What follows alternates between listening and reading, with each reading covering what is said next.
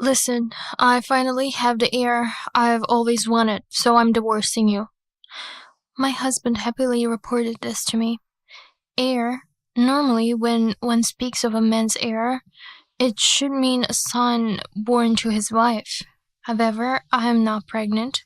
Moreover, after giving birth to my eldest daughter, I've felt pressured for a long time because we haven't been able to have a boy. So my husband has an heir. This must mean that another woman gave birth to his son. In fact, he brought home a woman in her early 20s and a baby boy, just a few months old. I was so shocked by the sudden situation that I was left dumbfounded. This is for the good of the company too, you understand, right? My mother is also happy that we finally have an heir. Take your useless daughter and leave. The pressure from my mother-in-law and my husband to have a boy has been there since the beginning of our marriage, and because I couldn't have one, my husband ended up having an affair and got the baby boy he always wanted. I can still bear the mistreatment towards me, but my daughter is undoubtedly my husband's child.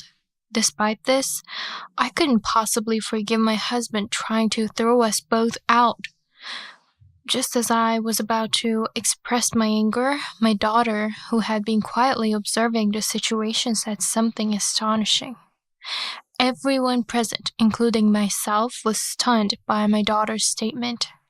Following her revelation, my husband and his mistress would plummet to rock bottom.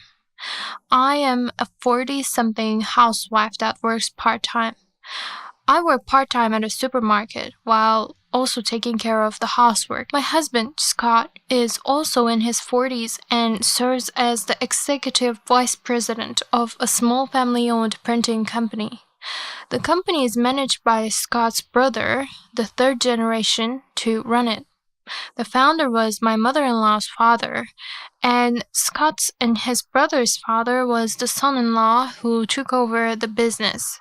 As a result, my mother-in-law has a strong sense of family lineage and has always been particularly hostile towards me, making my daily life difficult. When a distant relative who managed accounts fell ill and had to take a sudden 2-week leave, I offered to help temporarily because I had accounting experience from before I was married, but they wouldn't allow me, a non-family member, to be involved in the family business.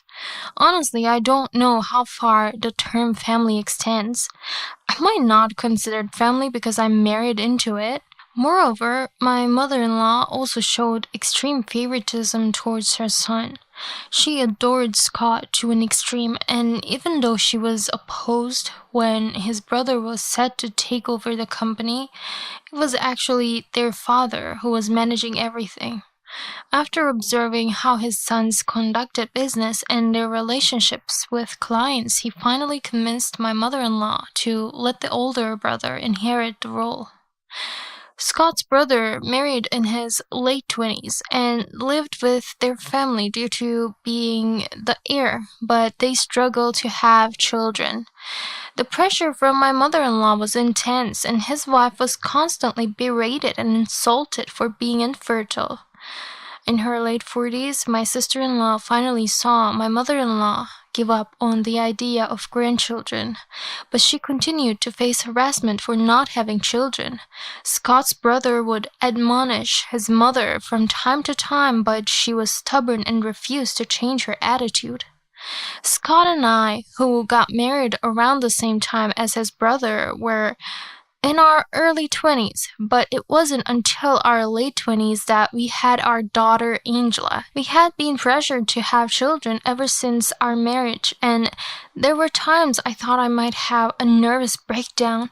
When I found out I was pregnant, I was incredibly happy. However, once the pregnancy was confirmed, the next question was always, when will we know the sex? They only wanted a boy. I can still remember the disappointed looks on my mother-in-law's and Scott's faces when they found out the baby was a girl. My mother-in-law, despite being told repeatedly that the baby was a girl, prepared boys' clothing and even tried to choose a boy's name on her own. I gradually began to feel like a failure for not being able to have a boy, and I unfairly blamed my unborn daughter for not coming as a boy. But that ended the day I first felt her move. The moment I felt her presence inside me, I knew I had to protect her no matter what, and I resolved to be a mother. The harassment from my mother-in-law continued, and Scott didn't even come to the hospital on the day of the birth. I gave birth to Angela alone. When my mother-in-law saw my daughter for the first time after I was discharged, her only comment was, "Make sure the next one is a boy." Life became even more difficult after Angela was born. Between caring for a newborn and managing the household, I had nearly sleepless nights. Scott, of course, didn't help at all. In fact, just over a month after the birth, he was already pressuring me for a boy. I was too exhausted from child rearing to have the energy, and when I refused, he became sullen and troublesome. As Angela grew, we were still unable to conceive again, and Scott gradually became more distant. Now that Angela is in high school, Scott and I barely talk. Scott and my mother-in-law never participated in any of Angela's celebrations or ceremonies. Scott would forget his own daughter's birthday, go out drinking, and come home completely wasted. It was heartbreaking to see young Angela waiting for hours for her father, surrounded by cake and lavish meals. Further, growing up, hearing things like girls are useless and money spent on girls is a waste from Scott and my mother-in-law, it's no wonder she never grew fond of them. Now, Scott is just a roommate to us. Meanwhile, as my brother-in-law and his wife had no hope of conceiving, my mother-in-law began pressuring me in my early 40s to have a boy. It was already a difficult proposition due to my age, but the marital relationship was so broken that having more children wasn't even an option. Moreover, I couldn't bear the thought of possibly having another girl and facing the same issues with Scott. I just wanted her to give up. After years of being told the same thing, I was fed up. Just when Scott's company, where he serves as executive vice president, started to struggle financially and his salary was significantly cut. As an executive, he faced a higher rate of pay cut than regular employees. The trouble started when a major client terminated their contract, apparently because of a dispute. Scott blamed his incompetent brother, the president, for his hardships, saying he was always the one who had to cover for him. Even in a company crisis, he seemed unfazed. Losing a major client could be a crisis-level problem for a small printing company, but he seemed to lack any sense of urgency. With our household income decreasing, I wanted to help out as much as I could, so I talked to Scott about working full-time. I had already been offered a chance to go from part-time to full-time at my current job, which seemed perfect. However, Scott was vehemently opposed. He mentioned various reasons like me possibly neglecting household duties and him losing face as a husband, but essentially his attitude seemed to be that women should just quietly obey men, but at this rate would barely be able to pay rent and utility bills, let alone afford groceries, and I wouldn't be able to give Angel any allowance or cover her commuting costs to school. Thinking about it, maybe his pride was hurt, but Scott turned red and said, "It's a waste of money to give her any allowance anyway, so no allowance until my salary is back, and she can walk or bike to school." Angela, seeing that biking was not feasible, bravely started working at a cafe to earn her share. I was proud of my resilient daughter, but could only feel irritation towards the prideful Scott. I couldn't act openly due to Scott's opposition, but I managed to increase our income by finding some work I could do from home after explaining the situation. Amidst these difficult times, Scott suddenly brought home a flashy woman in her late 20s and a baby boy just a few months old. The woman's name was Nicole, and the baby was Scott and Nicole's child. They had met through a business contact, and they had been having an affair for a year and a half. This affair had started around the time the company's performance began to decline, a time when Scott should have been attentive but was instead infatuated with Nicole.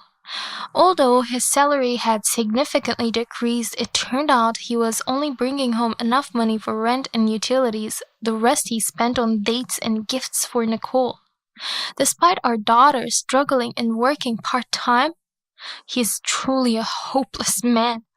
We were utterly dismayed. To be honest, even knowing of his betrayal, I couldn't cry. Now that I have an heir, I'm going to remarry Nicole. I'm divorcing you, so take your useless daughter and get lost. This is also for the company. My mother is happy about having a grandson too. Scott said this with a triumphant look, throwing the words at Angela and me. Nicole is the daughter of a major corporation CEO, and marrying her would bring financial support to the company. Also, Nicole has 2 brothers who each have sons, so there is no need for her to take over a company, allowing her to just enjoy the wealth. My mother-in-law is pleased with this wealthy marital prospect and is urging them to remarry soon. Depending on financial support from Nicole's family, there are plans to replace Scott as president with Nicole's brother. Furthermore, they said it's time for me, who couldn't bear a son, and my daughter to step aside. I'm really sorry about this, but since it's a boy and your mother-in-law agrees, please understand. Scott and Nicole laughed down at us and ordered us to leave the house quickly. In any case, I couldn't continue with him, so divorce or whatever was fine, but it was frustrating to think why we had to be treated this way, and I bit my lip. I felt sorry for Angela to have such a father. Then Angela, who had been silent watching the situation, spoke up. I might not be one to say this, but I think you should reconsider remarrying her. Well, it's fine if you really think she's the one. Angela started to say something but stopped. It wasn't just simple opposition to the remarriage. She said it differently, but Scott, oblivious, flew into rage at her comment. What? What are you being so cheeky about? Angela quietly met Scott's gaze, sighed, and began to speak. That woman, she's always hanging all over a college guy at my part-time job, and it's the talk among the employees. It turns out Angela knew Nicole from before. Nicole was a regular at the cafe where Angela worked and often came in acting like lovers with a college student. Apparently Nicole is quite arrogant to the cafe staff, never looking them in the face when ordering, so she probably didn't recognize Angela. Scott seemed quite shaken by Angela's words. That must be some relative she's tutoring, right? To put it nicely, Nicole doesn't look like someone who could be tutoring a college student. It seemed a highly unlikely interpretation to me. Yes, that's right, he's a cousin, though he's a bit younger. Nicole, flustered, agreed with Scott. It seemed she was hiding something she didn't want to be known. Oh, a cousin? I see. Then you must surely know that this college student has a serious girlfriend, right? She's a classmate with long hair. Nicole's face clearly showed shock at this, and she began to lose her composure. What? A serious girlfriend? What are you talking about? Nicole snapped back, her words becoming disjointed. Scott stood by, turning pale. It was a terrible farce. Watching the scene, I couldn't stand it. Angela continued calmly.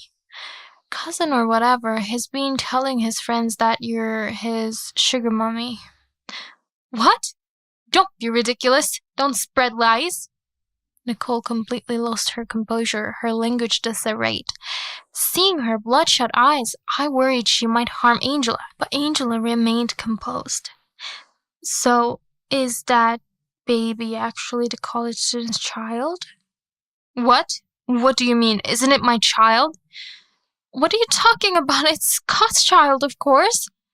I was also surprised that Angela knew so much. The noisy Nicole suddenly became flustered and fell silent. Scott continued to be agitated. I decided to be as calm as Angela and pressed for an explanation. After a while, as if resigning herself, Nicole started to speak in bits and pieces. The child was likely the result of her relationship with the college student. She had been dating the college student, and when her father found out and scolded her, she pretended to break up with him. She met Scott around that time and used him as a camouflage boyfriend, planning to raise the college student's child as Scott's. Nicole liked younger men, and Scott was not really her type. She had just used him. She was serious with her younger boyfriend. Hearing that she was called a sugar mummy, Nicole was disheartened and became subdued. Then the baby in Scott's arms started crying.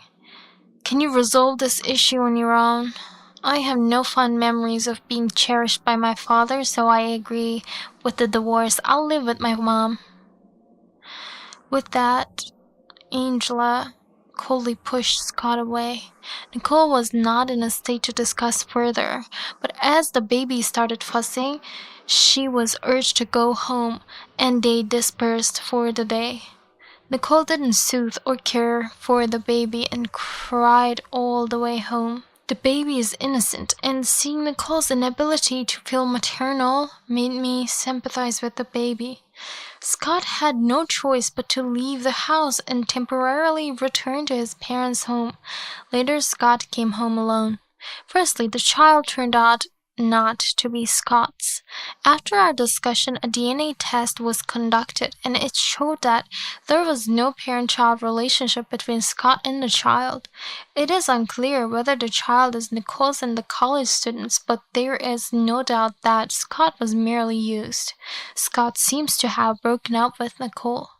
Nicole really loved the college student and wanted to have and raise his child, but she decided to claim the child was Scott's due to her father's opposition and her belief that she should not ruin the future of a promising college student.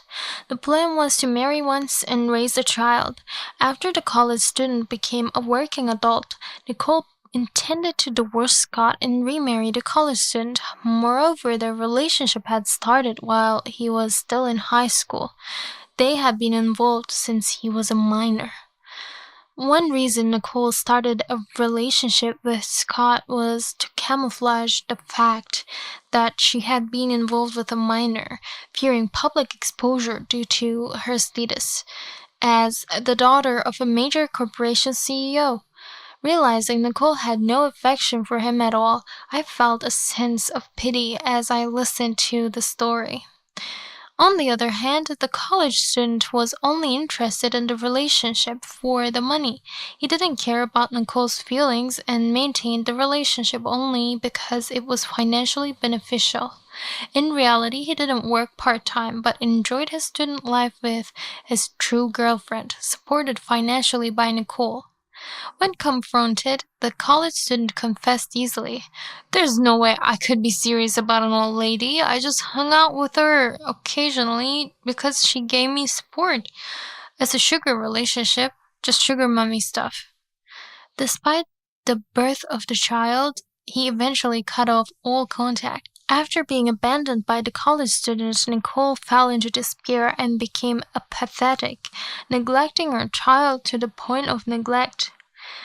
The house was in disarray. The child was constantly crying, and it seemed he wasn't even being fed properly. Concerned that the child might die, Nicole's eldest brother and his wife temporarily took the baby to care for him. Scott came to me, begging to try again, saying he wanted to start over because he had broken up with Nicole. Moreover, his mother was also saying that a young wife couldn't control her desires and was no good, urging me to have a son while I'm still in my early 40s. What convenient people they are. No, thank you. I'll be leaving this house immediately, so feel free to remarry or do whatever you like. I firmly refused. Please, what will happen to my life in the company? I was deceived. Scott pleaded for help, but he seemed to conveniently forget how he had treated me all this time. He's truly hopeless. I've been excluded by your mother for years because I'm not part of the family, and you recently called Angela and me useless, didn't you? I think it's better not to be with someone you consider useless. That's not true. I was deceived by Nicole, and now I realize family is the most important. It might be late, but let's try for a son again. You still talk about having a son even now? Do you really think you can be a family with Angela and me again after all this time? You never cared about us. Always only about yourself. Angela feels the same way. Scott began to cry in front of his daughter, repeating selfish remarks about what would become of his life. Angela was thoroughly disgusted. Dad, you're really creepy. Who cares about your life? Do you even understand what you've done? Are you going to abandon your father too? Grandma didn't mean any harm. She really likes you. Let's live together as a family. Sorry, but I can't think of you or Grandma as family anymore. From now on, we'll be cutting off our parent-child relationship. Take care of Grandma. Scott's tears only intensified in response to Angela's cold attitude. Though he initially resisted divorce, Scott's brother and his wife intervened, and the divorce was eventually finalized. I wasn't very familiar with the company's details, but it turned out that Scott, as the executive vice president, had angered an important client and caused losses to the company.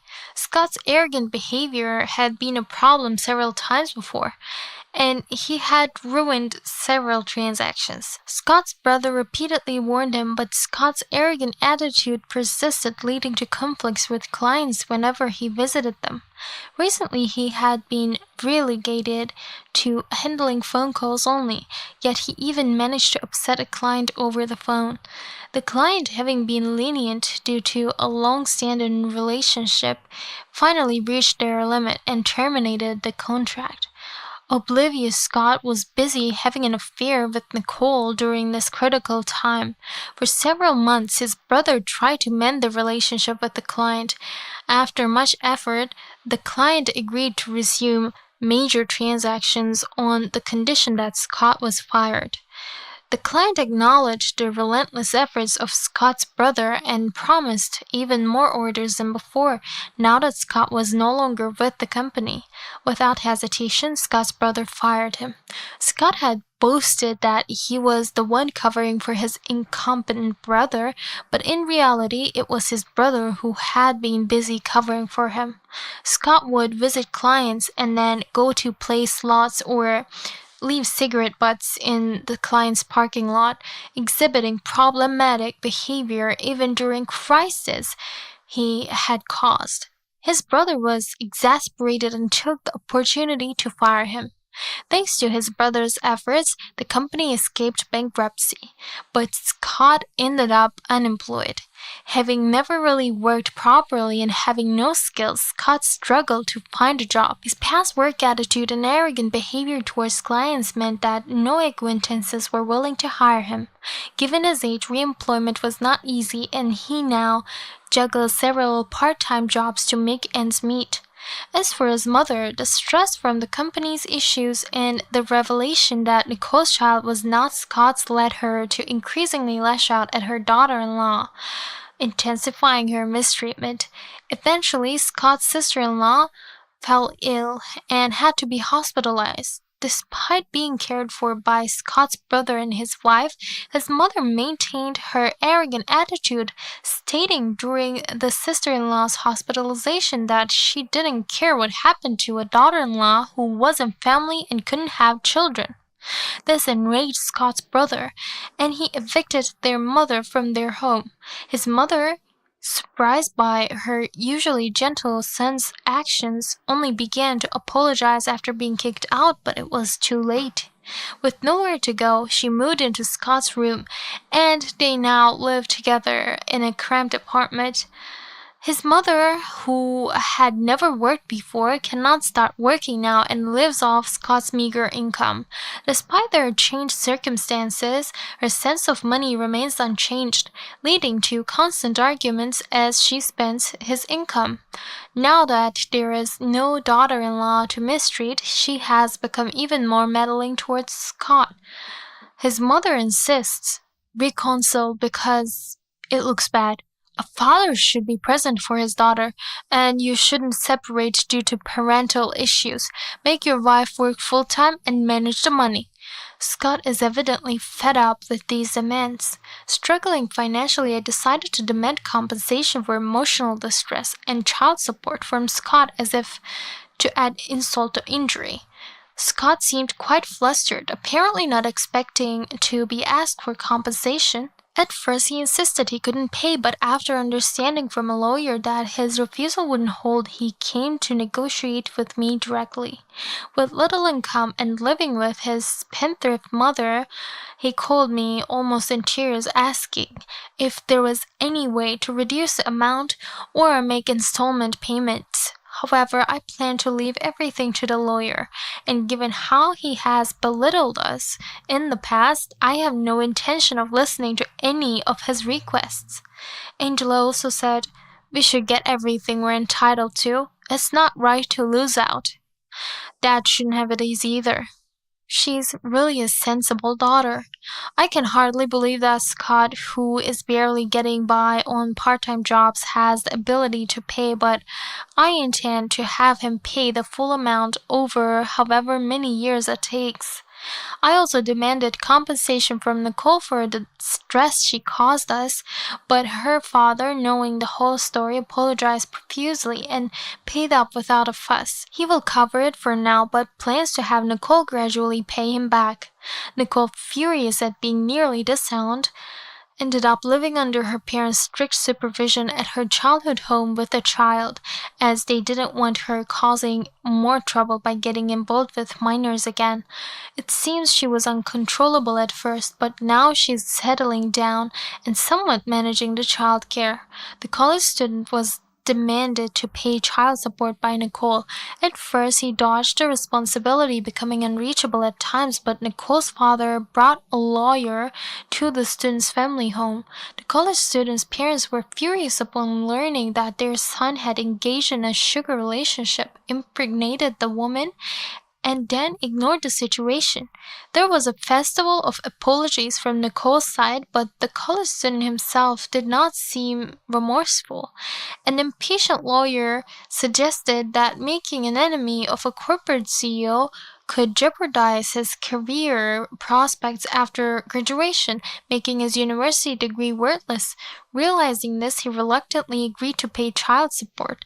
Concerned about their social standing, the college student's parents also agreed to be responsible and initially covered the child support, which he would repay from his wages once he started working or from his part-time earnings. The college student, who had previously earned money through sugar dating without working, now works for a low wage and has to dedicate most of his earnings to repayments, working desperately. I have become a full-time employee and my salary has increased. My job is more fulfilling than ever. Although we're not wealthy, I earn enough for the two of us to live comfortably. Angela continues her part-time job at the cafe and helps out sufficiently with household chores, making our lives much easier than when Scott, who was nothing but a burden, was around. Now that we no longer had to deal with my sarcastic mother-in-law, Angela smiles more and seems more relaxed. We want to live happily true to ourselves from now on.